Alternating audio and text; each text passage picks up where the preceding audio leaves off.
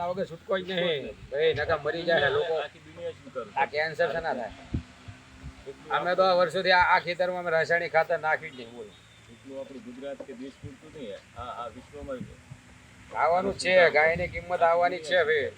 એક દાડો આ ગાય રોડ ઉપર નહીં રખડતી હોય, ઘરે ઘરે બાંધી લે. ખેતી અને પશુપાલન બાજુ પણ એમાં ભેંસની જગ્યાએ ગાયો રાખે તો ફાયદો.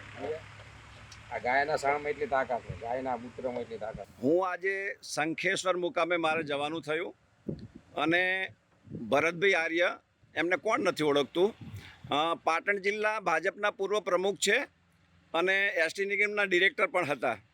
અને નજીકના ભવિષ્યમાં બાય ઇલેક્શન જ્યારે થયું ને ત્યારે એના પ્રભારી પણ હતા. એટલે આજે મને જવાનું થયું અને ત્યાં મેં જોયું તો ભરતભાઈ એક હાથમાં છે લોખંડની પાઇપ અને તે 4 બેલર ભર્યા છે.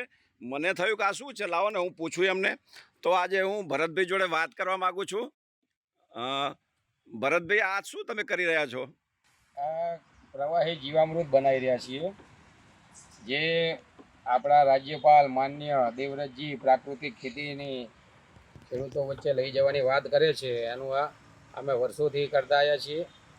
આ જે બાજુમાં ઢગલો છે એ ગાયનું સાણ છે.